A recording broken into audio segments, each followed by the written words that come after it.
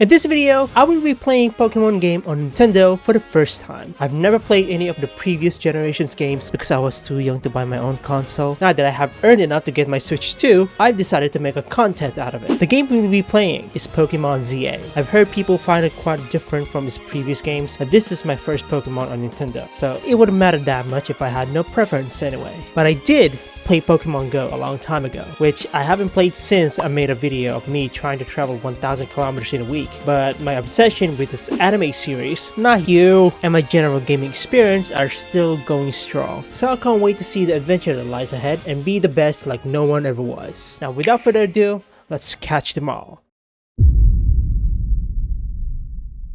The game begins with a character creation, which bro looks no different than that dude from the anime. Then we get to see the opening where it all began with a huge Eiffel-looking tower, which they called the Prism Tower. The building suddenly emitted with so much light, where characters assumed that there was something wrong with it. They said they have to soon find the strongest Mega Evolution user, and then we cut off and find ourselves in a train. There we got our character exiting the carriage, and now he looks like he's looking for a job. I looked around and gave some appreciation to the environment design, and get to hear the Pokemon sounds. Oh yeah, I forgot that they used the original sounds from the game. Probably I'm just used to the noise they make in the anime series where one of them go.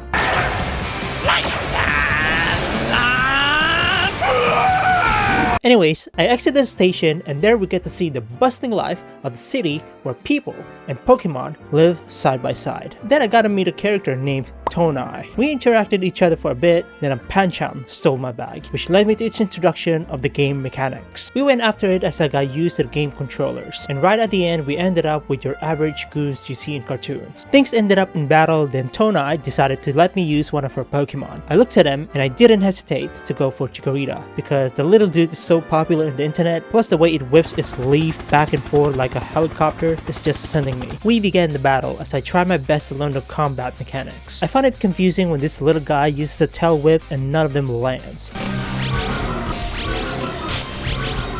Like bro. I somehow managed to win the fight. I got my bag back and Tonai decided to let me keep the Chikorita, and I was like, I was the right to choose you in the first place. I mean, look at it. Nighttime came along with a new game mechanic called the Battle Zone, where trainers within the area are allowed to do literal crimes. I'm talking about assassination and straight up robbery. I was like, damn, this is a huge win for a game made for kids. Obviously, we decided to get out of there, considering I'm just a guy who arrived looking for a job. Then we encountered a bloodthirsty trainer along with her Cleffa, and we had no choice but to face them in a battle. I sent out my Chikorita to fight and had to play out this battle, as this little bro still trying to prove its worth for landing its tail whip, which none of them landed. We managed to take out the rest of her Pokemon. She kept talking trash in the end and left the scene. We encountered several trainers right after with a lot more formidable looking Pokemon, and then got interrupted by a Floette and decided to show them who's boss.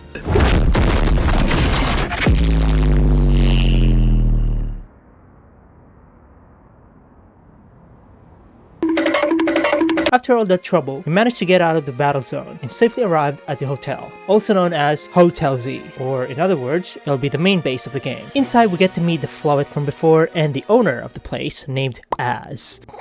I'm sorry, can you imagine trying to introduce him to a group of people where it'd be like, hey, I'd like you to meet someone. Guys, this is Az. Wait, your name is Az?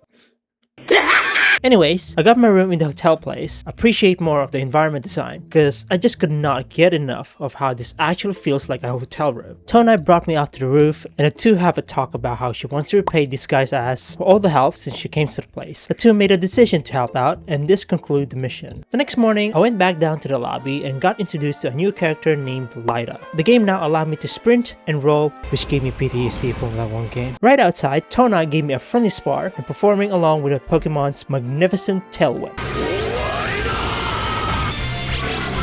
We conclude the battle and we got to introduce a few more game features, like these obstacles which you can only destroy with certain Pokemon moves, going up these ladders that lead you to the rooftops where a lot of stuff can happen and you can encounter different types of Pokemon. And these are Pokemon centers where trainers heal their Pokemon after a battle. There are these wild zones where you can catch more wild Pokemon. After catching loads of them, I immediately went to research labs and met another character named Mable. She's the one who rewards me with new sets of moves for Pokemon as rewards for completing her requests. Then right outside, I meet Naveen, who's also part of the group from Hotel. He gifted me a hat. After that little interaction, the game taught me how to apply new moves to a Pokemon, such as Rock Smash. Now I am able to destroy these rocks that are blocking the path. I went around the city while I cleared up the rocks and these pink crystals on the way back to the hotel. Then I got introduced to a promotional match where I ranked from the very bottom, which is rank Z, and I assumed the highest would be A. And that's probably how they came up with this game's title. Now to participate in these promotional matches, a trainer must gather up points by taking out other trainers during the night in the battle zones, which I'm heading there to right now. Before entering the battle zone, I prepared my team which I'll be taking with. This reminds me that you can also rename your Pokemon. Since Chikorita will probably be sticking with me for a while, I decided to rename him